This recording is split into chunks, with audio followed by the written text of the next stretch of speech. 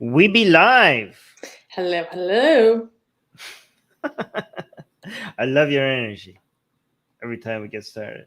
I always miss you when I'm just live streaming on my own. Like I start and it's just like low energy at the beginning and then it picks up. But when I'm live streaming with you, it's just like high energy from the start. I know, but you like to make fun of me for how I do my starts. Well, only because it's fun to make fun of you. But I love it. I love it. I get it.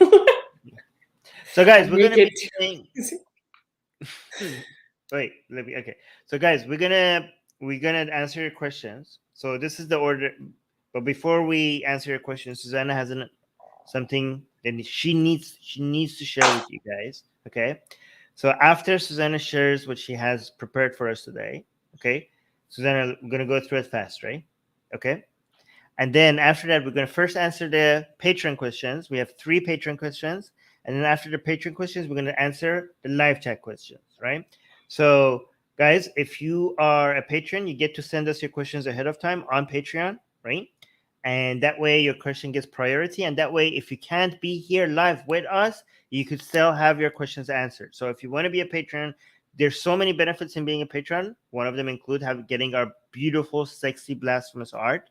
Only the uncensored version of it, the nude version of it, is only available to our patrons, so you get that. We have a new blasphemous art every single week, right? Second benefit is that you get your questions answered even if you're not live here with us, right? So if you can't make it but you want to make sure your questions get answered and your questions get priority, okay? So those are the benefits. And also we're like working on our animation as well, so that slowly is animated blasphemous art that's slowly picking up, right? All right, so Suze, what do you have to share for us? Well, Armin, do you know what day it is today? This Blasphemy Day? It's Blasphemy Day! Does that explain the shirt that you're wearing? That's why I'm wearing my most blasphemous shirt. Nice. My Allah's gay shirt. You can That's buy beautiful. this at atheistrepublic.com, by the way. Anyways, so yeah, today is Blasphemy Day, or also known as International Blasphemy Rights Day. And I wanted to take a moment to talk about it because blasphemy is something that is very close to my heart. I'm very passionate about and interested in. Today, wait, let's go here. If you want to learn more about like the history of Blasphemy Day or some current cases that are going on, well, technically, you can go check out this. Basically, I did like a school style PowerPoint slide presentation about this last year. So if you want to learn more about it, go check out this video called Blasphemy Cases Around the World, #Blasphemy Day, if you want to learn more about how it started, why it started, and some people who are persecuted for their blasphemy. Many of the cases I covered last year are still relevant or active today. And if you want to learn more about how you can participate, and you can go check out the Council of Ex-Muslims of Britain website, where they have this cool little picture frame that you can put your picture in and your message of support, and learn more about how this started. For example, this is mine that I did today. And Oh, wow. I said, I had to wear my most blasphemous shirt for a beautiful Blasphemy Day. To many people living in free societies, blaspheming seems like a petty action done exclusively to hurt the feelings of the religious. But for millions of people living in countries where this form of expression is criminalized, blasphemy is representative of the sometimes deadly barriers they face in criticizing the traditionalism that hinders their prosperity and progress. I love blasphemy because it is the perfect medium to spark conversation and educate people about the importance of free speech. So, I don't know, I felt it's important to share that because for a lot of people in my community, they don't understand why this is a big deal, and they criticize me for, I don't know, just being edgy or offensive, not understanding that this is a very high stakes thing to do for many people around the world. They don't, and they need to be educated about how severe the issue of the criminalization of blasphemy is and how it costs people their lives. And also something that's really cool for this Blasphemy Day is Ex-Muslims of North America has made a major update to their persecution tracker. So this is actually signifies the 1-year anniversary of their persecution tracker.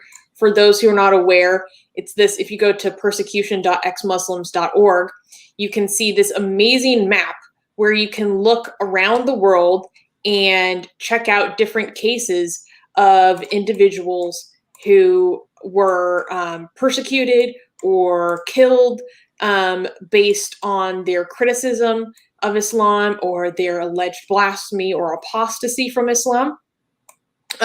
So this is an amazing, what I think the most comprehensive resource on the persecution of blasphemers and apostates. What is the update on it?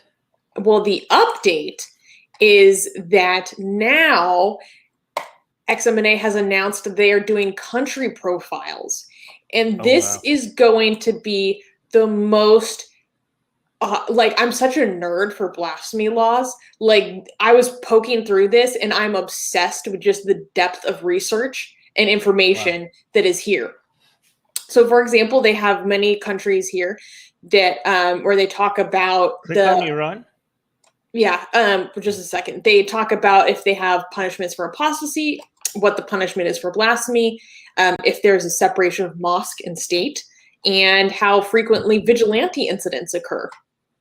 So, for example, I wanted to show Afghanistan. So a lot of people, the way that apostasy, for example, is punished in Afghanistan is almost a technicality. It's a little bit complicated and it's hard to explain to people. So now that this is up, this is an amazing resource for myself as well as others to help them understand what is the history of blasphemy law. Like, here we go to modern nation boundaries were fixed by King Amir Abdul Rahman, all the way in, well, he died in 1901. So just the depth and the history that's included in these profiles is amazing. And you can also get these really informative little drop downs. But you want to check out Iran, let's check it out. No, I just wanted one sample country, which is Afghanistan. It was good. So yeah. Yeah. I'm so excited by this. This is going to be my go-to source for research about these subjects. How can people reach this again? If they just go search for Ex-Muslims of North America and then they'll find it on the homepage. Oh no, you can the top. Just go to their website of Ex-Muslims of North America. You can see the apostate report at the top right. You mean the persecution tracker? Oh, the persecution tracker. Sorry, yes. Yeah. Or you can go to persecution.exmuslims.org. Okay, go. No, that's the easier. No, nobody types URLs in their browser. They just like Google it. I do. You want to Google? Wow. Am I a boomer? And something else that's really cool that XMNA has been doing in celebration of Blasphemy Day is they have been tweeting out little kind of infographics for each of the countries that they have created profiles for. So go check it out. For Blasphemy Day, you can join by using the hashtag Blasphemy Day, including your pictures, maybe your favorite quotes, maybe talking about why it's important to you. And taking this opportunity to blaspheme, exercise your free expression, and teach people about why this is important. So, yay! Yay! All right. I just had to highlight this comment. Sorry. Wait, no, I'm sorry. I'm not sorry. Anyways, we should go to the. Thank you so much for that, Susanna. That was very informative and very interesting. And happy Blasphemy Day to you and everyone in the live chat. And also, guys, it's Blasphemy Day. Who does blasphemy better than anyone else? Who does the best blasphemy? So on Blasphemy Day, if you haven't already subscribed to our newsletter to get the most beautiful, gorgeous, sexiest blasphemy in the world, make sure you subscribe to our newsletter so that you get our blasphemy every single week. Okay? If you want to it's Blasphemy Day. We should actually show our website. Yeah. How could I fail to do so? Obviously, you go to blasphemousart.com. Yeah, go to blasphemousart.com and you see our blasphemy. Oh, click on the other one, the comics, the blasphemous art. Yeah, there we go. So just scroll down. You can see the most gorgeous, beautiful, sexy blasphemy in the world. So many of it. 15 pages of this. You can see on blasphemousart.com. Okay, so if you want to And see, of course, guys, in the history of blasphemy, like I'm not. This is objectively true. In the history of blasphemy, nobody has done blasphemy as beautiful and as sexy as Atheist Republic. Like this is objectively true. Okay, so if you want to celebrate blasphemy, go check out some of our art. Okay. yeah, Be careful not to click on the uncensored one, or else our video will get nuked out of the no, internet. I know. Okay, so, And if you want to get this sent straight to your inbox, you can sign up for our newsletter here. yes. All right, let's go to our questions, guys. Post the questions in the live chat. So once we're done with the Patreon questions, we could go to the live chat questions. Okay, so post your questions in the live chat. I So am going what's the to first load question? up the first Patreon question now. I see I have some messages in our Patreon inbox, which I will get to. Okay, so if you're a patron that you have messages, that's the only inbox that I actually respond to. So don't message me on Facebook. Okay. No, first question. Nivaga is saying, what are your thoughts on the Salafist and Wahhabi idea that women have to cover more than their hair? Everything I've found indicates that according to Islamic scripture, women only need to cover their hair. Yeah, same. Wait. I have, yeah, somebody, there is the covering of the face. So the people who are saying the covering of the face is not Islamic, I mean, they seem to be correct. Like, I don't even know where that comes from. Like somebody does, yeah, I agree. Everything I've seen doesn't seem like the covering of the face is mandatory. So I don't know exactly where. I mean, I'm happy to be informed about where they're getting this from, but everything I've seen so far seems to suggest that the Salafis and Wahhabis, they're just like trying to out Muslim everybody, and they're just like, well, you said you cover your hair and your body, and we'll cover everything. I don't know. Anybody? Well, do you Pirating think comes from hadith. What hadith? Which hadith? I can't remember the scripture exactly, and I could be confusing it with other scriptures, but isn't the scripture that pertains to the covering of women or the modesty of women in general have to say like women have to protect that which Allah gave them to protect, and people interpret that to mean that which is that okay. Am I just remembering that correctly?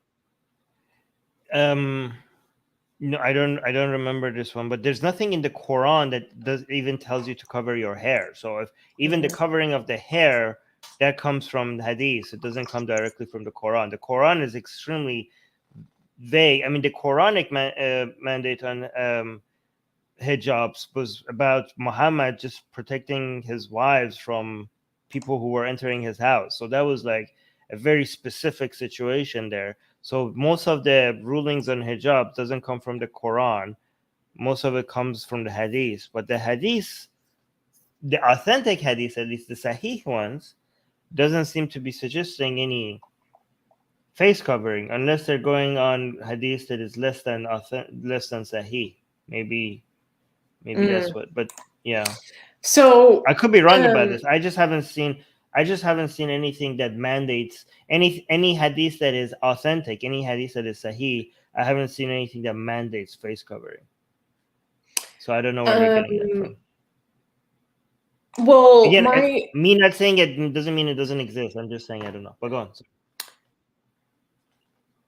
Isn't there a scriptural basis for women having to cover or conceal that which is tempting, or like I can never pronounce it correctly? Arwa. You know what am I trying to? Yeah. Can you pronounce it correctly for me, please? Well, it's Arabic, so I don't know why you're asking a Persian guy to pronounce Arabic words correct. Well, because you studied this in school, sir. You have we use much greater understanding than me. Yeah. No, it's sexual energies, like the force coming out of you. And it is a force.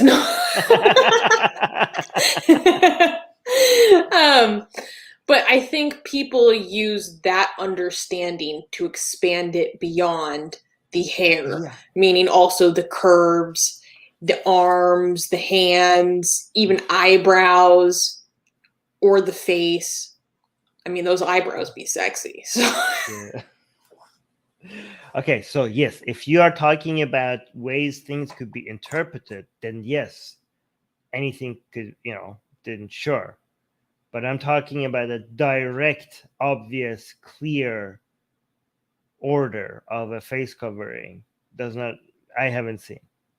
If you want to stretch different verses or hadiths to mean like, well, if it says, there's nothing in the Quran, for example, that says drinking alcohol is wrong. It's just specifically a certain wine, right? That the Quran was referring to. But you could be like, well, it says it's wrong because of obviously the alcohol of it. So therefore, the spirit of that command is alcohol is bad. So if you want to do that, by the way, even the hadith has a lot of commentary on the alcohol. So that is not the same as hijab, like the face covering, because face covering, I'm saying like I haven't seen any hadith, any authentic hadith or Quranic verse that directly, clearly, without any ambiguity says you cover your faces. Like I haven't seen it. Again, I'm not saying it doesn't exist. I just haven't seen it. Maybe it does exist. Pyra is linking to a tafsir. Okay, well, the tafsir is an interpretation of a Quranic verse. The Quranic verse itself is not saying that directly. So that's Pyra, you're talking about someone's interpretation of the Quranic verse. But go on. I have found online a Q&A, and this was answered by a sheikh. So the question was, I would like to know verses in the Quran that talks about covering the face of women, and basically, is it compulsory or optional? And they said, you should note that women's observing hijab in front of non-Muharram men and covering their faces is something that is obligatory as far as is indicated in the book of your Lord and the Sunnah of your Prophet. So the evidence, they give a lot of evidence, and granted, guys, obviously this is one sheikh's opinion. Mm-hmm. So one of the verses listed from the Quran is Al-Nur 24:31. It says, quote, and tell the believing woman to lower their gaze from looking at forbidden things and protect their private parts from illegal sexual acts, and not to show off their adornment. That's what I was thinking of, except only that which is apparent, like both eyes for a necessity to see the way, or outer palms of hands, or one eye, or dress like veil, gloves, head cover, apron, to draw their veils all over. Oh, I have no idea how to Juyobihina. What? Give me the chapter and verse. Nur. Al-Nur 24:31. 24. Okay. And not to reveal their adornment except to their husbands or their fathers, or so all their male family members, so not Muharram, or the female slaves that their right hands possess, should be noted. And let them not stamp their feet so as to reveal what they hide of their adornment.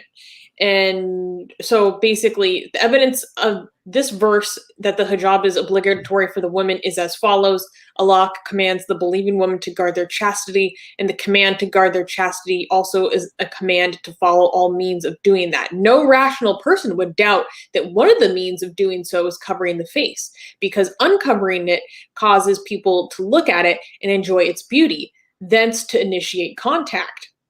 And the messenger of Allah said, that's their quote, interpretation then. That's their the eyes commit zina, and their zina is by looking. Then he said, and the private part confirms that or denies it. So that quote is from a hadith. If covering the face is one of the means of guarding one's chastity, that it is enjoined because the means come by under the same ruling as the ends. There was another verse. Another verse is okay. No, wait a second. So let's look at this. And tell the believing woman to reduce, to lower their gaze, right? And guard their private parts. So private part means like genitals and tits, bobs and vagine, and not expose their adornment. What you mean? Like adornment means like what? Like like jewelry and stuff like that? You're the sexual force. Oh, okay. That's the. Oh, yeah. Is that the translation of the aura? Mm-hmm. Okay. I Okay. believe so. I don't wait. I don't see any aura in there. In the no, I think this is like I don't know what that ornament. I think it's like jewelry and decorative stuff. No, Ex. I thought it was just beauty, like the things that were beautifully adorned to by Allah, that kind of thing. Except that which is necessary appears thereof. And okay, so see, it says except that which is necessary. It didn't say like the eyes. They added that to the translation. It doesn't say the eyes. Yeah, this person or whoever So translated this that's what I'm added. saying. So they are adding to the verse, but like, oh, just show the eyes and not the rest of the face. That's not in the Quranic verse. I'm telling you, these people are just adding stuff to there. So when the Quranic verse, for example, it doesn't say like, so they're giving this as proof that you have to do a face covering. There's no mention of a face covering in this verse, okay? And not only that, somebody could come and say like, oh, just expose what is necessary. Somebody could be like, well, you need to expose your face for vitamin D. That is necessary. So somebody could be like, here's my interpretation of this Quranic verse. You can't cover your entire body or else you're going to go sick. So like, they just add even in the translation, they're adding their own paragraphs to it. It doesn't have that. It doesn't say that you have to only expose your eyes and nothing else in the Quranic verse. This is what I'm telling you. The Salafis are just like, they're just messing with the Quranic verses. Yeah, so Ghazi in the live chat is saying, shoot, where did it go? Forujihina is cleavage, I think. So then this shit continues. Or in here it says Buyujihina. I'm just gonna stop saying that. So Allah says interpretation of the meaning, quote, and to draw their veils over Juyubihina, i.e., their bodies, faces, necks, and bosoms. The juyub is the neck opening of a garment, and the khimar is the veil, that which with a woman covers her head. If a woman is commanded to draw her veil over the neck opening of her garment, aka like her cleavage, then she is commanded to cover her face, either because that is implied or by analogy. If it is obligatory to cover the throat and the chest, and then is more appropriate to cover the face because it is a site of beauty and attraction. So yeah, you're right. It's just like expanded, extrapolated reasoning. They're just coming up with their own conclusions, and there's no explicit mentioning of face covering in the Quran. So I was correct. Thank you very much for confirming that. All right. Obviously, I'm right. Obviously. You guys, you don't even need to check. If I say it, you just assume that it's correct. I'm kidding. Next question. Next picture question. Next patron question is from Music Guy. He's saying, what are your thoughts and opinions on the potential collapse of the Evergrande property group? Could this spell a financial crisis for China? Good question, Music Guy. Very easy question because you're asking could. And the answer to questions that start with could is often yes, because you're not asking how likely it is. You're asking if it's possible. And what is not possible? Okay, everything is possible. But yes, is it possible? Yes, it is possible. How likely it is, if you could tell that, then you shouldn't be wasting time talking to us here. You should be going and doing like making millions of dollars. Like this is not something that you could be analyzed this easily, right? On how likely it is, right? But it is what the experts are saying is that this could be, I think, let's say there is a financial crisis in China. I think people keep looking at things in black and white. Either China is going to take over the superpower status from United States, or no, it's a paper tiger and it's going to collapse and everything is like a bubble, and any day now the whole economy is so fragile. And this whole example of this Evergrande property that is like, so for people who don't know what this company is, this is a giant company in China that is responsible for all the a lot of the constructions, real estate constructions in China, and it has so much debt and it's desperate. Like it's a bubble that it's at the verge of bursting, and if it does, it could like take down a lot of the economy of China. And a lot of people say that this is basically China's economy being a bubble. People are comparing it to China's Lehman Brothers. Like they think like when this bubble bursts, it's going to be similar to the the financial market collapsing in 2008 in the United States. However, so for the purpose of not looking at things in black and white and extremes, let's say it is like the Lehman Brothers of the United States. Look at where the economy of the United States has gone since 2008. It was just like if you look at only in 2008, it was really disastrous, right? But if you look at it long term, the entire economy recovered really fast, and now the economy of the United States is way above even where the economy of the United States was before the crash. So not only it recovered, it surpassed the best highs of the pre-2008 crash. So if people are saying if this is like the Lehman Brothers of China, that means it's going to even if there's a crisis, it's going to be a temporary crisis. It's going to be very devastating for a while for a lot of people, and it's going to recover and then some after, if that's what you're comparing it to. So it could be a financial crisis. It will, yes, it's very possible. Will China recover from it? Yes, very likely recover from it if it happens.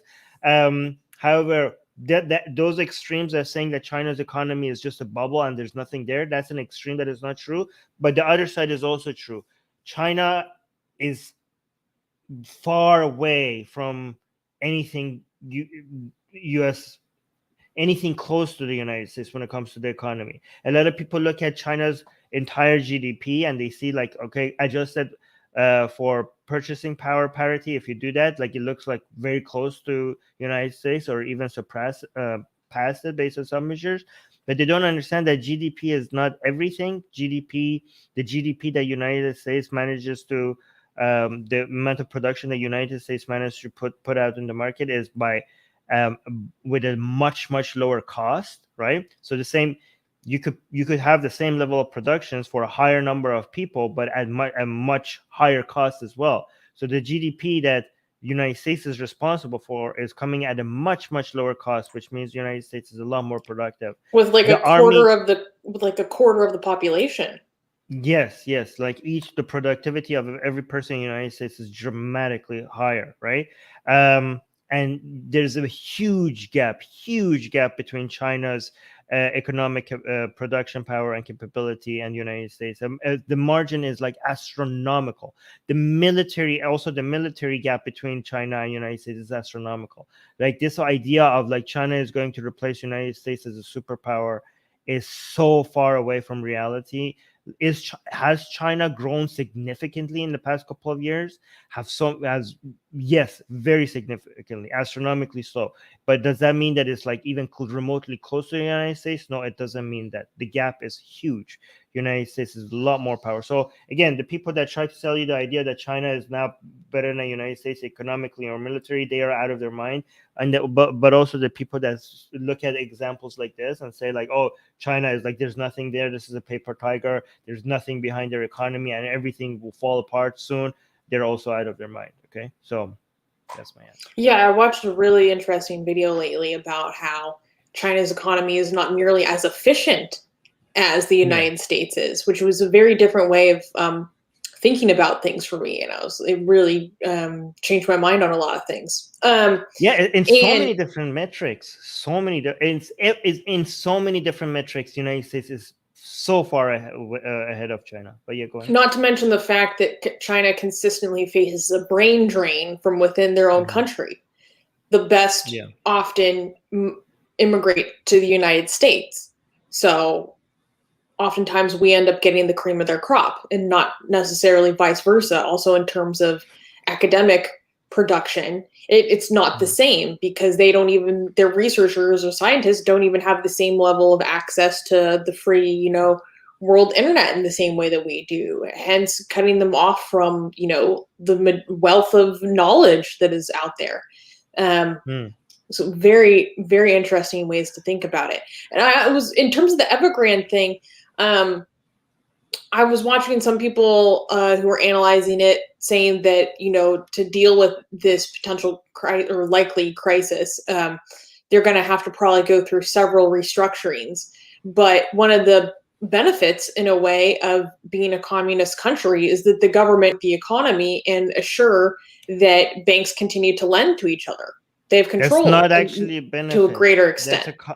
okay. That looks like the government interfering looks like a good temporary fix for things, but that's one reason why China's economy is not growing as fast as it could be. Exactly. Okay, so one thing that made China's economy grew so astronomically fast was the fact that the state let go of a lot of the economy, let foreign investment come in, let a lot of private companies just grow, reduce regulations, reduce government ownership. Okay, but that's also one reason why it's still going to be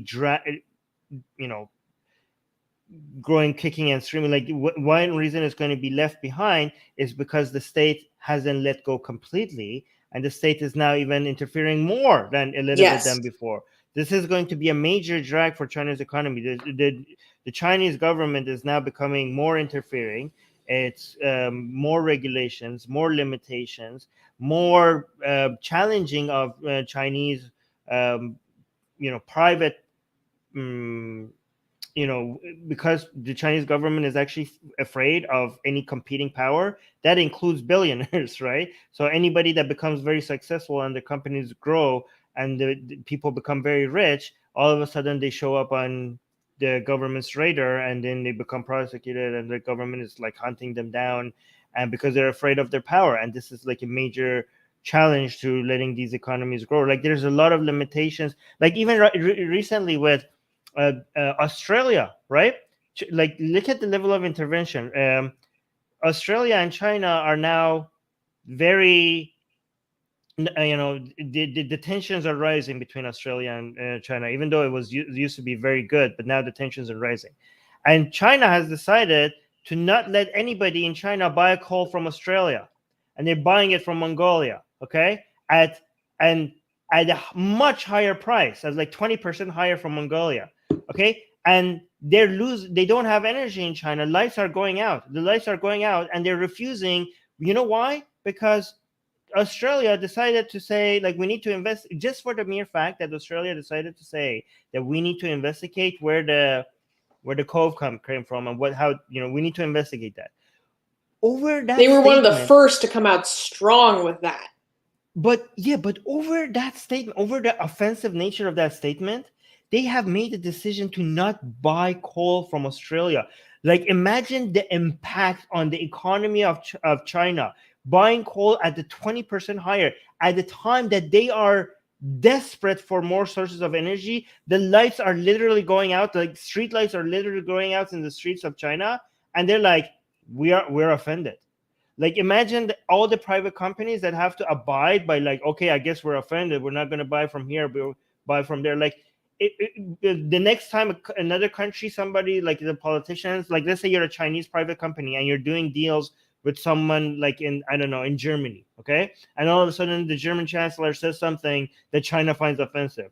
The risk associated with, like, oh my god, we have to now cut all our deals. Like, as a private company, this is extremely, in China, is extremely risky, because if the government all of a sudden now tells you that you have to cut all your deals with Germany, you have to abide by it. This is not an environment where private companies can grow. But even if that doesn't happen, the fact that it could happen means that the risk factor makes it, your valuations of your company and your borrowing and investing power, extremely more costly. Like, risk is something that is factored in the valuations of your cash flow. Even if that doesn't happen, it reduces your capacity to growth.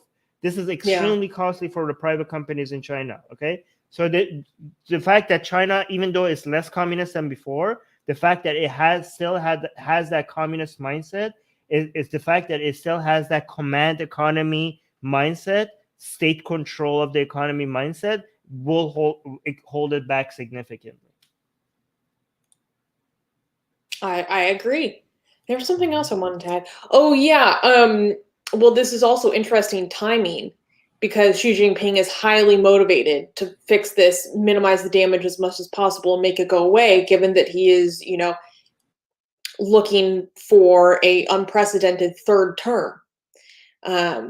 So the timing of this is also very critical as well. Very interesting to think about. Let's go to our last patron question. So this is our last patron question, and after that, we're gonna go to the live chat questions. Yeah. Nivaga is asking, last week you brought up transhumanism, which led to the idea of transspeciesism. If you could become any species, what would it be and why? So let's assume, for the sake of this question, that if you transition into becoming a new species, you still maintain your cognitive ability. Just to accommodate the question. Do you want to go first? I'm still thinking about it. What do you think? Okay. You just want to steal my answer. That's why you're letting me go first. Oh, shoot. I don't know. Do I? What is it? Okay. Here's the problem, okay? Most animals, I wouldn't be like, I think like the answers used to be like eagle because you used to fly and blah, blah, blah, okay? But that would be such a waste, like, because I wouldn't have thumbs, I wouldn't be able to use a keyboard, I wouldn't be able to communicate to the entire world that I'm actually a very advanced form of like this animal, like be able to communicate. I'm not just any eagle. Yeah, like I'm actually like, hey guys, like I can type, I could like if my consciousness goes into another animal, the first thing that will be in my mind is like, I need a better lifestyle than I have right now. I don't want to be like, I need to be able to get all my human privileges back. So in order for me to be able to do that, I need to be able to communicate to humans that I'm not like the rest of these other animals. I'm actually, I'm human. Like I have a human capacity and everything, right? So for that reason, I have to pick one of the apes, okay? And I don't know if I go with like, I don't know, chimpanzee, a bonobo, or, I don't know which apes would I go to, right? Orangutan. But it has to be one of those. So I could actually like, it should be very easy at some point for humans to realize like there's something going on. Like all I'm gonna need is a stick, right? As like I don't know where I'm gonna be, like in a zoo or something, right? You start writing full sentences. Yeah, I could start writing full sentences on the ground, and people will be like, oh, "What is happening? This is a miracle!" And I'm like, "Okay, this is good. Now people have noticed that I'm different. I'm gonna like let them know that like." I don't know, like I need. If you want me to continue writing, I need like you need to get me out of here. I need a bed. I need a TV. I need the internet. Like I will stop writing unless like I have some demands, right? I need better food. Like what is this crap, right? I need to communicate to everybody. Like, you become the monkey that's throwing the cucumbers. No, I'm gonna be your cucumbers. No, don't you dare call me a monkey. I'm an ape. Okay. I'm gonna be like, I need sponsors, okay? I need like some private companies to come and sponsor me. Like I would be like I need a Red Bull outfit or something. I could get rich. I could be the richest ape in the world, right? Like I'm a writing ape, okay? I need a sponsor. I need like bring all I'll get all the private companies to compete with over who gets to sponsor me. I'll be looking at deals. I need a lawyer. I'm gonna need a lawyer. I need to like make sure that I need to make sure that I'm not like caged in. Like the first sentences that I write is like, guys, I'm writing this and I'm going to probably be wanting to be experimented on. So the first thing is like a cry out for help that I need a lawyer. I'm not like I'm a different kind of ape. I could be like, I need legal rights right now. Okay. The first thing you write is call my attorney. Right.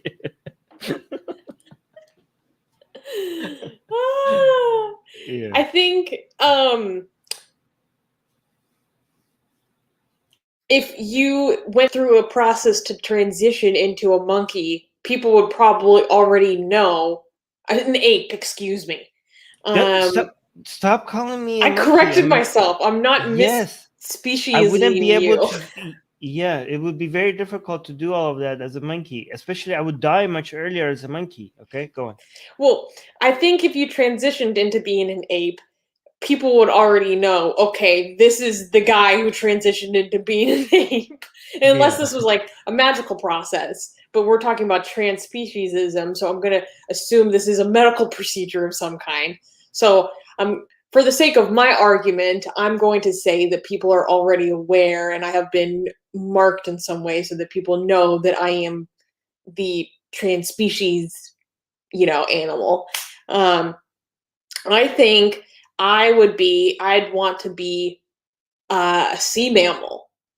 I think it'd be really cool to be either an orca or a dolphin, or maybe I would die from boredom.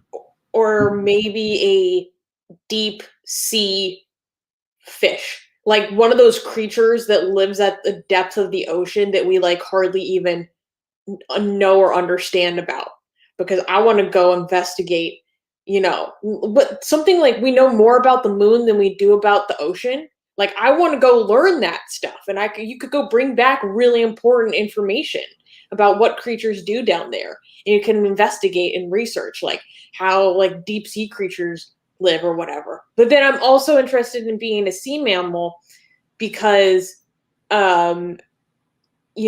people theorize that because their frontal cortexes are so much larger than ours, or just their cortex in general, that they have a depth of intelligence or emotional capacity that we potentially couldn't even conceptualize of. So I'd be really interested in exploring. They're still extremely dumb compared to us. They're still very dumb compared to us. Yes, they're very smart, but compared to humans, they be dumb. People exaggerate these things? Okay, why do you have to crap on me? Okay, Susie. Okay.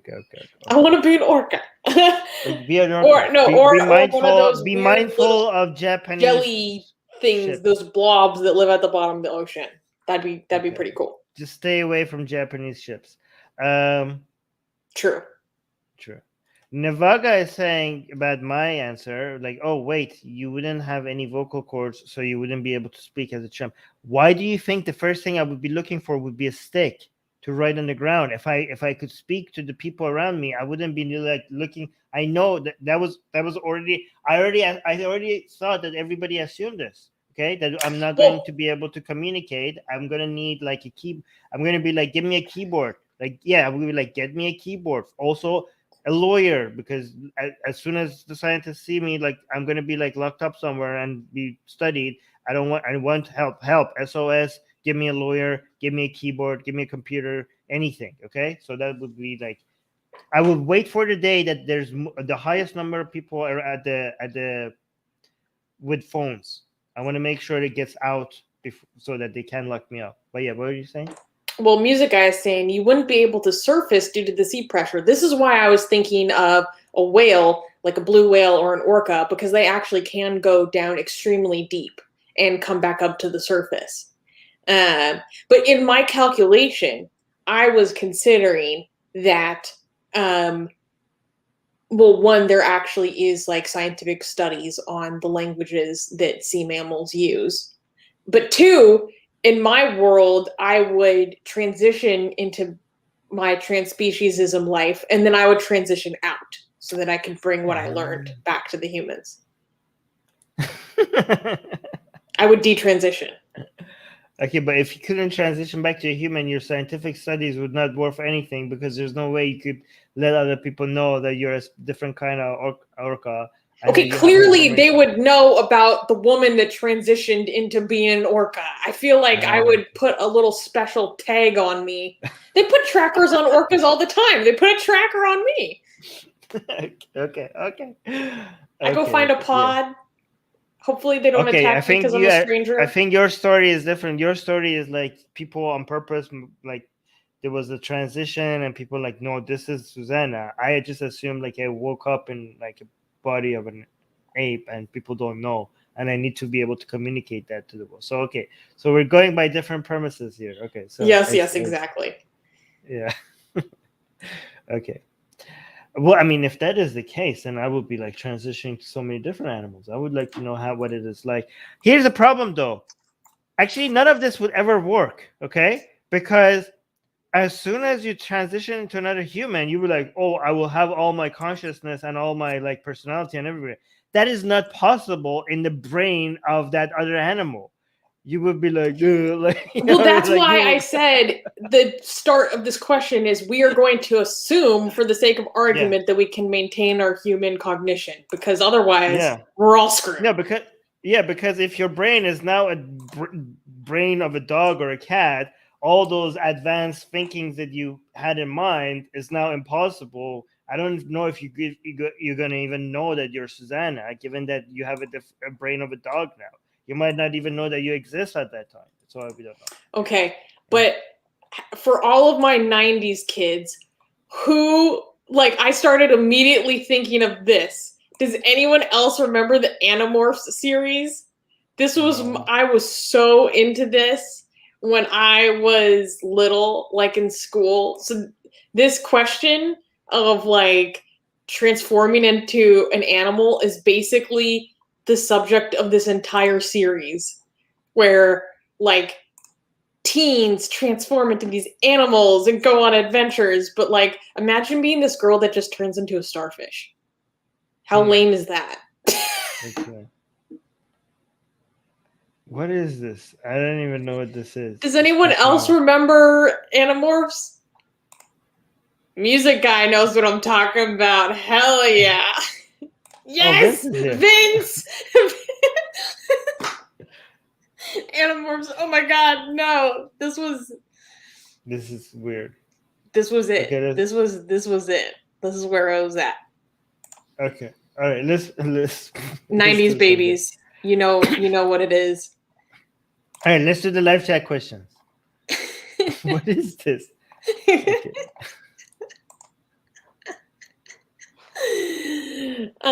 Yeah. Okay, thank you. I'm so glad people know what I'm talking about. Yeah, flashbacks to elementary school. This is why there's furries today. True. Okay. All right. Patreon questions. Yes. Well, no, live chat questions. So live chat questions, sorry. Guys asked your questions in the beginning, please post it again now, because sometimes StreamYard doesn't let us go all the way back. Right now it does. Right now it does okay. All the way. Okay. So, first live chat question from Gaysian American. Bolivia passed the Pachamama law. What are your thoughts on the anthropomorphization of nature in conservation?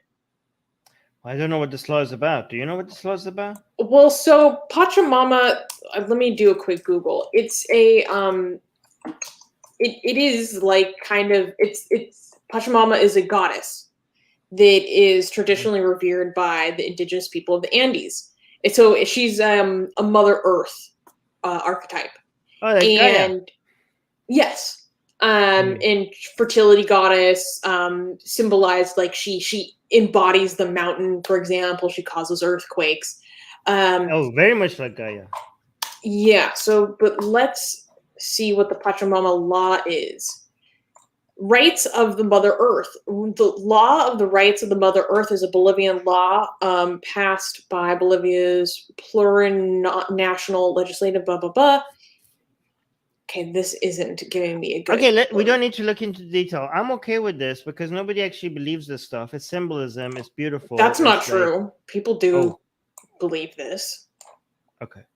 Well, I mean, if people don't, if it's not encouraging superstitious belief, then I don't mind using mythology as symbolism and naming things. Okay, just like Gaia. Like people don't believe in Gaia, but Gaia is constantly used as a way to protect Mother Earth and protect nature and just like feel sympathy for, something that is not conscious, but make people relate to wanting to defend it and protect it even more. I mean, people don't literally believe like Gaia is real. So if you want to use symbolism, some people do. I mean, yeah. I mean, some people think they're God, so that doesn't. They're fringe, but in general, people don't believe in that. So I don't know the details of this law, but if you're just like using it for poetic or metaphorical symbolism, then I think go for it. But let's not The get into law, too much. Yeah. here's a good synopsis. The law draws deeply on the indigenous concepts that view nature as a sacred home, on which we all intimately depend. The law would give natural legal rights, specifically the rights to life and regeneration, biodiversity, water, clean air, balance, and restoration. Bolivia's law mandates a fundamental ecological reorientation of Bolivia's economy and society, requiring all existing and future laws to adapt to the Mother Earth law and accept the ecological limits set by nature. Yes, and it's a protection of the environment. I'm for it. I'm not going to be like, I'm an atheist. Why are you naming it something after something that doesn't exist? Like that's just being picky, and I think like it's fine. I think it's fine. Like it's a, like what are we going to be, unless somebody does some research into it and says like it was done inefficiently and these are not actually laws that will eventually protect the environment, blah blah blah. Unless it's that, in general, I'm happy to see that the protection of the environment is being taken more seriously. So that's Yeah. I mean, I'm not familiar with this law, but I would have overarching implications because Bolivia has an economy that is heavily dependent on extractive industries, including Mhm. lithium Wow. is the next big one, I believe. Ooh, Um, wow. yeah, I, I Well, might be that's conflating. impressive that Bolivia is putting the planet, like Bolivia is doing the rest of us that don't live in Bolivia in favor when it comes to protecting the planet and making that a priority beyond just only their local economy. So that's like a sacrifice that they will be a hit that they would be taking for the rest of us. That's how I see it. That's what it seems like. Okay, maybe if we look into it more detail. But anyway, Susanna, we really need to spend less time on each one of these questions because Yes. they're. Let's um Okay. Adam is asking, in your opinion, what content creators, if any, should start their streams with "We be lying"? Ben um, Shapiro. Actually, I don't think that's accurate. When it comes to economic stuff, I think it is. He's so one-sided, and he's like Mm. completely, and he's smarter than that. Like he is cherry picking data and misrepresenting things in such a dishonest way. Mm. It just annoys me. Okay. In that sense, I guess you're right. Because when I think lying, that implies someone knows that it's not true, Yeah. right? Well, I mean, unless he's dumb, and I don't think he's dumb. I I think think he Tim is. Pool, definitely. Tim Tim Pool? Pool is Really? a big one. No, I think Tim Pool is possible that when he makes a mistake that he's actually dumb, that he's not lying. I don't know. Like I can't Yes, get but like no. you have Okay, in for that you to case, make you're an right. But accusation. there should be a warning label, like on cigarettes. I think for you to be making an accusation of somebody actually lying and not just being wrong, you have to have you have to make that assumption based on the fact that they're actually really smart. Okay? And that so they can't be that wrong. Okay? And again, these are just all assumptions. None of this is for sure. We can't read people's minds, right? But I'm just saying you can't be this stupid. Sometimes you feel like you can't be this dumb. This must be dishonest. But maybe I'm wrong. I don't know.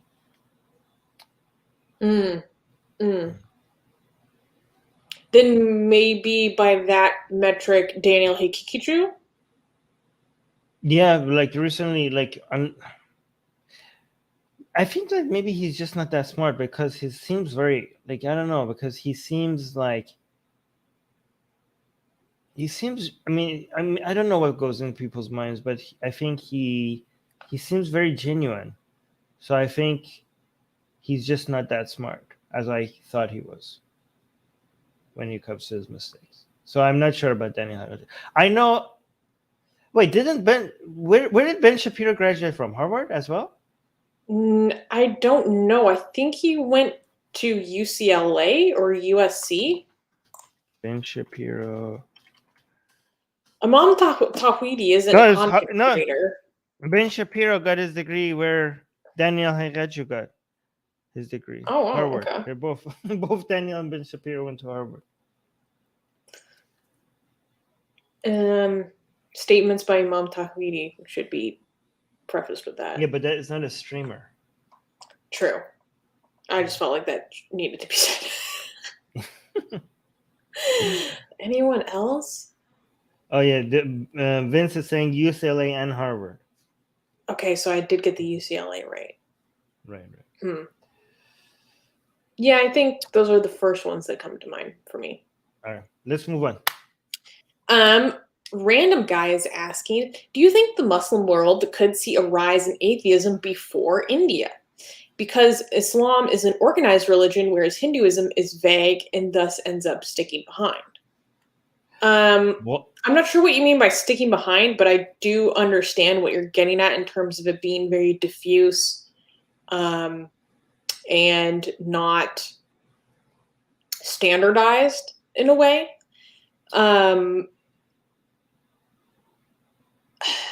I don't know. Go ahead, Armin. I think the question is wrong. The question assumes that either one of these countries has not yet seen a rise in atheism, and we're waiting to see which one does it first. But the actual reality is that both of these worlds have already seen a dramatic rise in atheism at speeds that none of us anticipated. So which one's, I don't know which one did it first, but both of them have already passed that point of seeing a rise. I mean, how do you define seeing a rise? Seeing a rise, we're way past seeing a rise. Like, we're already there, Random. I don't know if you got the memo, but... Well, okay, let's change this question to, from today onward, the greatest or fastest increases. I think that because of the pressure of Islam on Muslims and the level of restrictions, and how much it screws people's lives, I think there's going to be a bigger incentive for Muslims to leave Islam. Hinduism as a religion is more tolerant of you being an atheist. So the pressure is not going to be there as much. I think that the BGP, if anything, the rise of Hindutva and the influence of BGP is going to be more of a force encouraging atheism, or at least secularism in India, more than Hinduism itself, right? But I completely agree. Yeah. Yeah. Okay. What will be interesting is the rising authoritarian in India and the severe destruction of internet rights that has been going on for the past several years under Modi. So, and how that affects things. But I agree with you, Armin. Thank you. The Noon is saying, asking, a little change in topic. Thoughts on Eid al-Adha?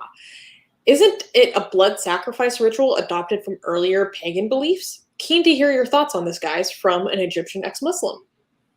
Well, you're more knowledgeable about pre-Islamic Arab religions than I am. So, I mean, the God of Abraham is generally obsessed with blood sacrifice, but I don't actually know how much that is a pagan thing. I think this, like, dichotomy, like this whole Abrahamic versus pagan, is not the right way we should look at things. Like, is like Abrahamic and other, right? Because, you know, this whole concept of sacrifice, Islam is like a Jewish religion. This all came from, you know, the concept of sacrifice in Islam and Christianity came from Judaism, which had animal sacrifice was its main main form of like the main way of worshiping before the second temple destruction. The main highlight of worshiping God was to do animal sacrifices, right, at the temple, right? That is what people thought about when they thought about worship. That's where worship came from. That's how you did worship. You did animal sacrifices to Yahweh. After the second temple destruction, the two branches from Judaism, which was the rabbinic Judaism and Christianity, because they didn't have a temple to do the sacrifices at, decided to go two different ways. The Christianity branch of Judaism decided to say, like, well, Jesus was the final sacrifice, so we don't need to do animal sacrifices anymore. So the blood sacrifice of Jesus was the ultimate sacrifice, so no more sacrifices needed. The Rabbinic Judaism branch decided to focus on praying and reciting the Torah, and like the praying would be the new form of the main highlight of worship, right? But the root of the concept of sacrifice was still very much present in Judaism and Christianity, and also in Islam eventually, which was very much influenced from, I mean, it was like a branch of, you could argue it was a branch of Judaism, right? Where did Judaism, and so when you say where did Judaism get a concept of sacrifice from? I mean, from every other goddamn religion. Like the concept of like sacrifice was the way to excuse, one of the main ways to excuse having the religious authorities or the religious industry get its share, right? Like was from the meat and the fat from the animals that goes to the priestly class and to the I don't know, to the whoever, in different religions call them differently, but whoever is in charge of religion. How do you justify them getting, you give them the meat from the animals, you give them the sacrifices, and that's how they get their cut, right? That's kind of like their form of taxing the people for their services.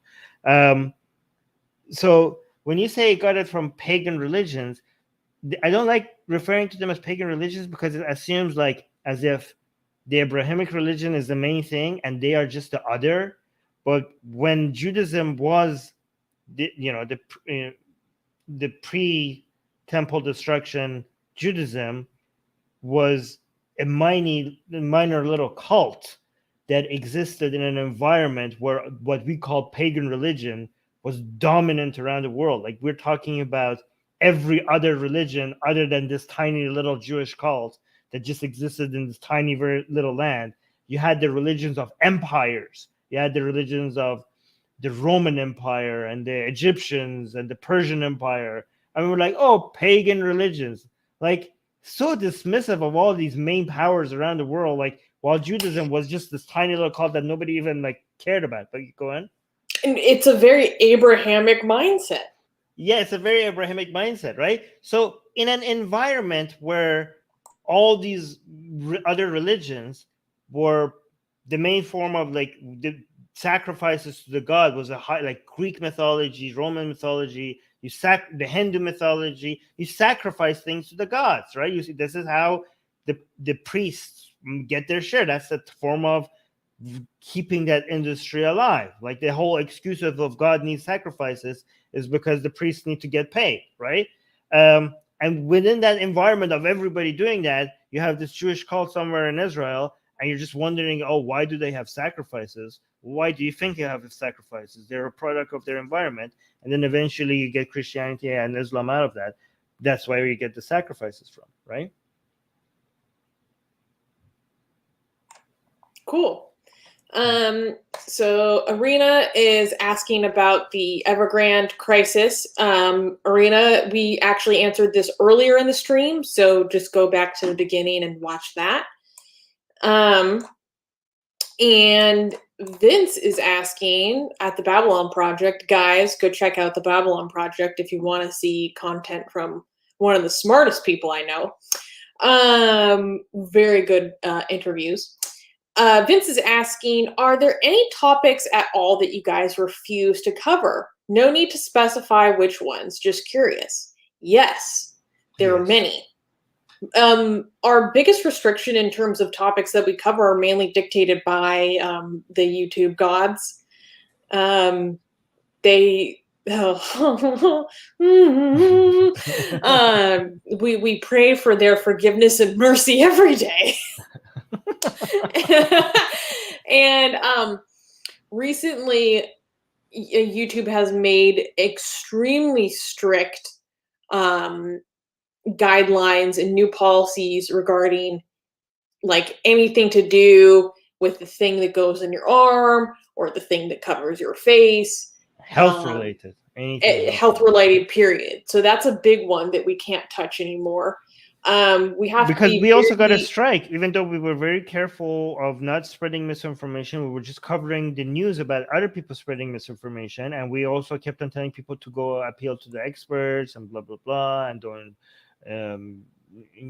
but even when we did all of that, we still got a strike. So we were like, okay, we're not gonna ever talk. And that was when they weren't this aggressive. Now they came out and they're like swinging. So now we're like, okay, we're gonna stay away from this topic. We're not gonna even talk about anything health related at all. Even though it's weird because that's like everywhere now. Like we can't even report on it when something happens on the news because we could get a strike. So yeah. Yeah, it's really tough. We also have to be very careful how we talk about violent radical groups. Yeah. So like there's been a lot of news recently that I wanted to cover about trials in Sweden from people who used to be former members of ISIS. And like I don't think we should cover that, even though I think covering the prosecution of these foreign members is very interesting and important to discuss. So that's a big one. One thing I really wanted to cover is the influence of religion on this pandemic in Iran. How devastating that has been. Yes. It has been it has been so harmful. It has been so harmful. And I wanted to cover this so much to show people the level of influence that this is having, and I can't because it could be YouTube might think that I am saying those things, but I'm not. Yeah. I'm trying to think of Let's move on. Anything else? Yeah, maybe we've not covering as much woke related stuff recently. Yeah, partially because of our strikes. What? Partially because of the strikes we were facing. No, it's because it's on the decline. That doesn't get us a strike. It just hasn't been that influential. We will cover it again once it picks up. That doesn't give us a strike. We could cover that. Well, when we were trying to clean out our channel for the alleged hate speech, which they didn't indicate, we got rid of a lot of that content. Right, but if we get our monetization back, then we could test whether or not it's sensitive. We're using the monetization tool. Then we won't publish anything that is not monetized because it could get us a strike. Once we get our monetization back, then we will have that tool to play with. Yeah. So we could cover work stuff. Yeah. Anyways, let's move on. Abdullah Sharif is asking, I have been looking into that, quote, necessary being proof for a God. I noticed it disregards our current understanding of physics. Have you come across an argument against it, I'm going to say with physics? The necessary being argument is just an assumption that just because parts of the universe, things that exist within the universe, everything needs a cause. Therefore, you could apply that same rule to the entire universe for it to have a cause. And there needs to be a cause that is a necessary being that doesn't require a cause. That's just the assumption because of you being able to apply the rules that you think within the universe to the entire universe as a whole. That argument is nonsensical. You don't even need physics to tackle it. It's like, it's so dumb. It's so dumb. Like, we say like, oh, we have observed that everything in the universe needs a cause. So so therefore the universe itself must, maybe the universe doesn't need a cause. Like it's just an assumption. It's just like generalizing something that you're observing in the universe and making it seem like that should be a law for the entirety of being as a whole. It's kind of as dumb as saying that, well, this is Bernard Russell's example. Like every human has a mother. Okay, every human has a mother. So therefore, society itself is made out of humans. So therefore, society itself must have a mother, a literal mother that gave birth to society. Just Hell because yeah. every human. That's how. That's me. Surprise, bitch. Yeah, no, this is like you bitches is all my sons. not a mother for every human being like Kamalia, like a Kalima or anything like that. I'm talking about like a mother that just gave birth to society as a whole, like something like that. Yeah, it's just, guys, theological arguments are so basic and nonsensical. It's amazing that we even spend time on it, right? Anyways. In fact, if you want to make slaughtering these arguments even easier, you should subscribe to our newsletter, link in the description below, because you get a free copy of Armin's book, Why There Is No God, that breaks down in a very easy way to understand 20 common arguments for the existence of God. Yeah, so if you want to learn more about how to take down these nonsensical arguments. Here's the thing: a lot of people are saying that, oh, the universe must have like a necessary being that doesn't have a cause or anything like that. And if you could assume the necessary being that doesn't require a cause because its existence is necessary, why not? If you can just assume that, then why couldn't that necessary being just be the universe itself? You're saying like everything has a cause, and the universe must have a cause itself, and that cause of the universe being God, that itself doesn't have a cause, because that would be the necessary being. At some point, we need a necessary being that doesn't have a cause. Well, why do you have to go one step out more after the universe? Why wouldn't it just the universe, the existence of the universe itself, why couldn't that be the necessary being? You're just adding something to the equation, the God to the equation, without it being necessary. You're just making it more complicated. In fact, if you make the universe itself a necessary being, then that by itself was already understood what it is. But when you add God to the equation as a necessary being, now all of a sudden you have this mysterious being with all of its properties that need to explain. You just added something without any excuse to the equation. You're just using something unexplainable to explain the unexplained, something that is already by itself is unexplainable, to explain other things that are unexplainable. So it's just a cop out. It's just a way to just come up with an answer for something that we don't have an answer for. Yeah. Gossam is asking, the Islamic Republic of Iran has filtered most news agencies like BBC, DW, ABC News, but CNN is open to view. Why? Ayatollah CNN? Is that true? I don't know why. Why is that? So true? for those who don't know, there are in the Iranian expat or Iranian community conspiracies that news agencies like BBC actually are funded or controlled in some way by the Islamic Republic. So they're often called Ayatollah BBC. No, this is actually not an accusation. People say Ayatollah BBC, but now Bassam is making this up about making that accusation by CNN. So, by the way, what do you mean filtered? Like, it's not, they're not, okay, so it's just satellites as a whole. You can't just filter only, no, I think Bassam is just making this up. This is a joke. This is not real. Because how would they not filter CNN? It's not like you could get CNN on your TV. You would need a satellite to get any of these channels. And when they want to filter these channels out, they just filter, like they just put noise so that you can't just use your satellite as a whole. It's not like they just block certain channels. Unless there's something I don't know about. I think Qasim is just joking. Qasim saying it's true. I have just opened CNN without VPN. CNN's, you're talking about their websites, not their channels. You're talking about their websites. CNN website. Yeah, I don't know. BBC.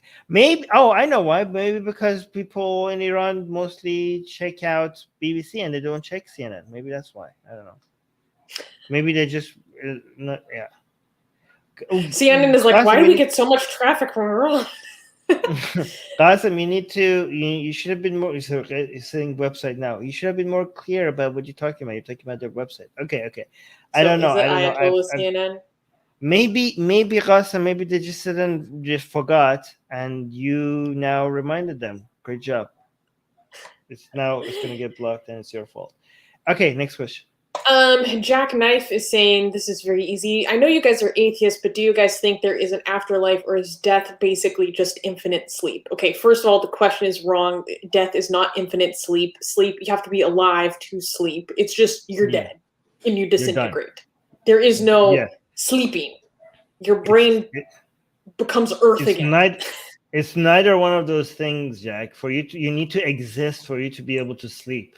Death is not infinite sleep. Death is just the end of you. Your consciousness doesn't go into sleep mode. It goes bye-bye.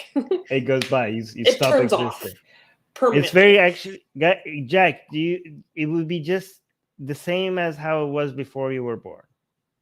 It would be exactly like that. Okay, were you sleeping before you were born? No, you just didn't exist. Okay, I mean, before you were the first zygote, I guess. Okay, so it would be just like that. Yalla is asking a question with some big trigger words for YouTube, so I'm not going to read it out loud. But Yalla, I'm not familiar with this. If you think this is a news item that we should cover, you can make suggestions for news items on us in our Discord. Link is in the description, and we have a channel called News Suggestions. So if you post a reputable news source there, I'll go take a look at it. Mustafa. Hi, Mustafa. Is asking a question. If an alien civilization touched down like the Europeans on the Americas and Africa and spread their own religion, do you think a mass number of people will practice it? Oh, for sure. Yes, it would be definitely. the first religion where actually something is coming out of the sky and people could see that they have people would change to religions because some tree just have a weird shape. Okay, people get impressed by a tree that has a weird shape and they make cults based on that. Some water comes out of such statue's eyes and people think it's a miracle. Do you think people are not going to switch to a religion where something came out of the goddamn sky and just landed on Earth? Of course, like there will be masses of people changing. People will be like, "Yeah, this is it. There are millions of people, waiting for this." Oh my god. I mean, they don't even. I mean, even if the alien species didn't even have a religion, they would make it into a religion. Like you're assuming the alien civilization has a religion and is trying to spread. Even if they didn't have a religion, they would on day one when they're landing, they're coming out of their spaceship. They don't even have to say hi. People would be like, "You're a god now." Like the aliens are like, "We're what?" Like there'd be a bunch of people like, "Take me now."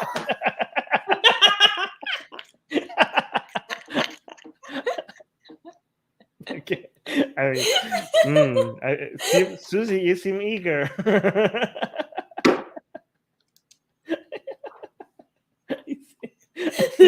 Probe me, daddy. Susie's been waiting for this. No.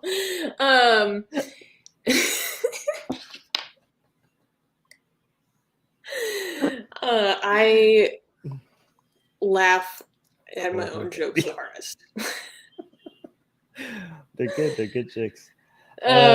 Probe me. Ghazi, I've never heard that before. Okay, go. Ghazi is asking, if there is no painter, then who painted us? This is a theological argument. Oh my god. Is this a serious question? This is a joke, right? No. No? No. This I don't think this person is an atheist. Based on the previous stuff they said in the chat. Well, Ghazi, I hate to break it to you, we are not paintings. So we have not been painted. Okay, nobody. We're not in a coloring book. We're human beings. I'm just gonna take that as literally as I can because that's what it deserves to be treated like.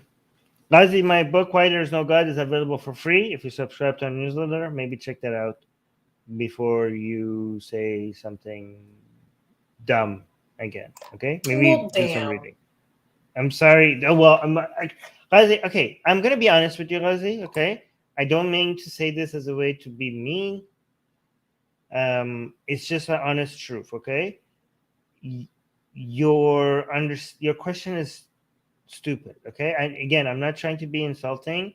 This is maybe because you haven't looked into these. Like it's very basic. It's very elementary. Before you take, and I don't mean to discourage you from looking for answers to this, but this is a very low level of thinking about the God concept. Okay, I do encourage you to read about this. Okay, look at arguments and counter arguments for the existence of God and see, familiarize yourself a little bit more with that, what actually the arguments are, because again, it's okay for you to have a stupid question, because if you're only getting started, like again, the reason why I'm saying this is not an insult is because if I was like only getting started at a topic myself, like if it was a topic that I had didn't know about anything about, like historical architecture, for example, then obviously my first questions would be very basic, stupid questions. So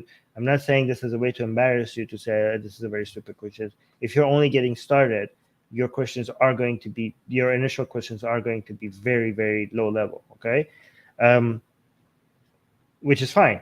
Just know, as long as you're aware that your questions are very low level.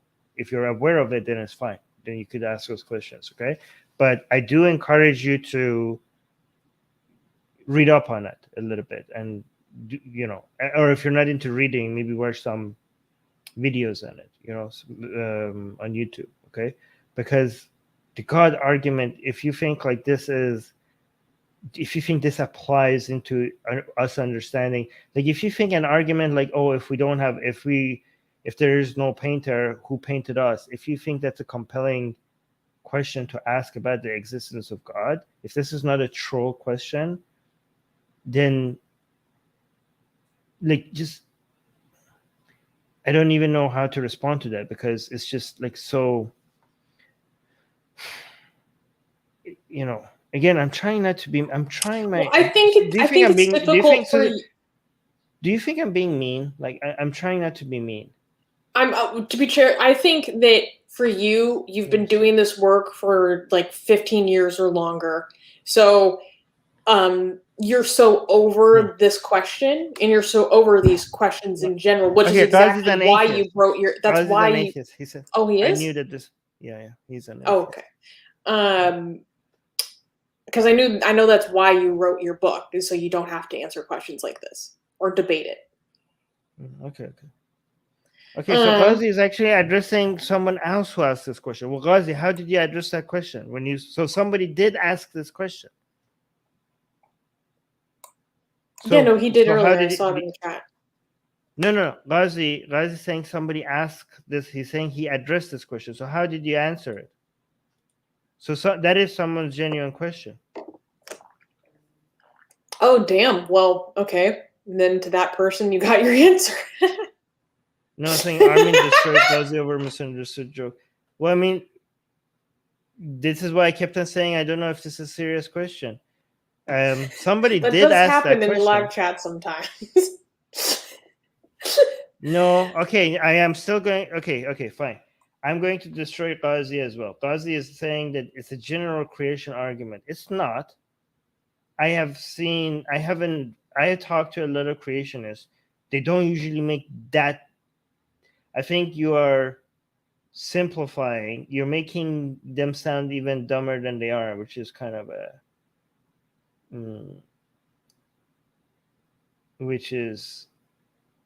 a straw man. Do you actually, Ghazi, did you actually hear somebody make that specific statement as an argument? Like if there is no painter, who painted us? I'm waiting for your answer. Because I have not seen that dumb of an argument from anybody. And if you actually heard that dumb argument, did you tell them that? Did you respond to them the way I responded to you? Did you tell them that they are, no, it's a false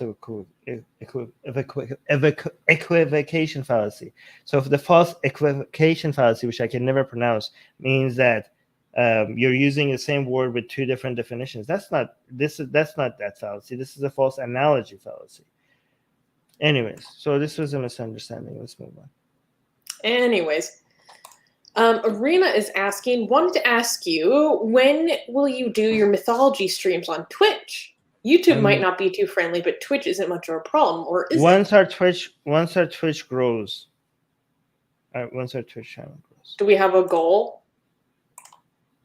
Once we reach 1,000 followers on Twitch. Let me see. How many do we have? Okay. Yeah, 1,000. I'm just making up a number right now. Yeah, right now we have 370. So guys, go follow us on Twitch to motivate us to go do the mythology streams that you miss so much. Sean is asking, would you be in favor of banning any religious clothes and signs from public spaces? That is a hell to the no. No, we are not authoritarians here. We are not with the authoritarianism in this here household. There would be way too much government intervention to tell people what to dress in public. Obviously not. Nobody, like who, obviously not. You support the niqab ban, which is in public. No, so he's saying any religious clothes, I'm assuming for the sake of them being, because they're religious. Right? If somebody says, my religious clothing is these AR-15s in my hand, then obviously the reason why we're banning it is not because they're religious. It's because you can't just walk around with AR-15s in your hand. You know what I mean? Well, like if the ban... So that's your rebuttal to the niqab ban argument. You're saying that's not banning because it's religious. That's a ban because of security. Yes, if you could demonstrate that it's a security threat, then if the ban is because it's a security threat and it's not a cover for something else, then, you know, sometimes they say it's a security threat, but it's actually it's a targeting people because of their religion, right? But if it's genuinely because of a security issue, which I can't imagine it being a security issue anymore, given that everybody's wearing face masks, right? So I think I wouldn't support it anymore. Right? Ooh, repeal the niqab ban? Yeah, I mean, what's the justification for a niqab ban when everybody's covering their faces now? Ooh. How is it a security threat? Sir, you have a good point. So yeah, I don't support the niqab ban anymore. Send it to Macron. Yeah. In a telegram. Jackknife is saying, will you guys ever make a video on your thoughts about the end time prophecies of Islam? I don't think we have a particular interest in that, so probably not. What do you think, Armin? Yeah, I mean, an entire video dedicated to it? Probably not. Probably not. Like, Armin is more interested in unpacking, like, the historical context of like early Islam or early religions as opposed to like debunking certain we might spend Islamic like beliefs. That's like something that Apostate Prophet is better at. Yeah. If a patron asks us about it, we might just spend like 5 minutes talking about it, but an entire stream dedicated to it, probably not.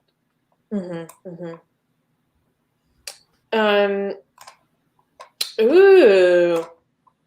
Zach is asking, how is an atheist world going to deal with the problem of creating communities and kinship without religion acting as a bond? Well, Zach, Atheist Republic is actually an answer to that.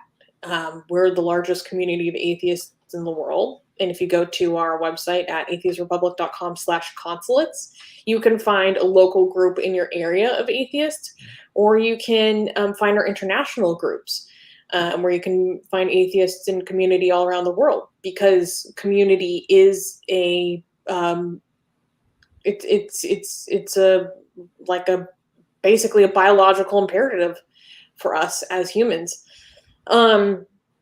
And just because you leave religion, that doesn't mean you're going to lack that.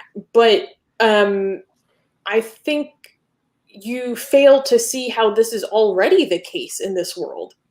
There are communities in kinship without religion acting as a bond already.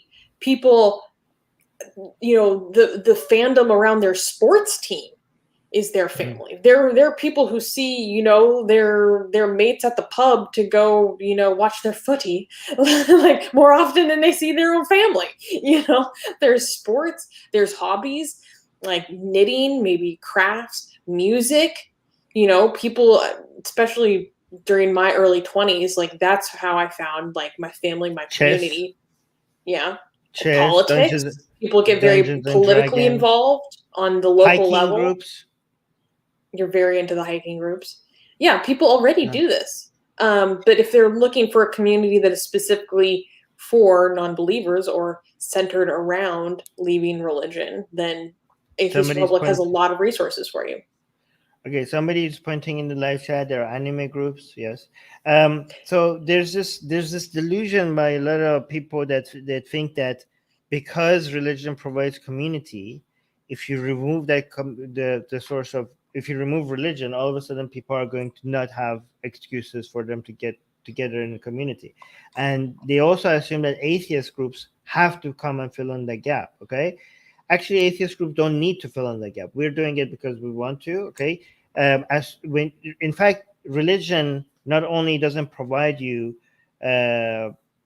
these communities, is actually monopolizing it, and it's destroying these alternative, superior ways for people to create communities that are not as harmful as religious communities. When there is a demand for something, it will be supplied immediately in the market by people who need that. So if you remove religious communities, you don't even need to wait. That gap will be filled like this, where with much more meaningful communities that speak to people's needs much more closely in much less harmful ways. Okay, there are many excuses that people could create communities based on their own specific individual needs, unlike religious communities that treats everybody like as if they're the same and they have the same purpose, right? Which is the worship of God. Other communities speak to every individual differently, and people can pick and choose rather than thinking like this is their entire life purpose to worship God. So these communities will present themselves. They will be created automatically.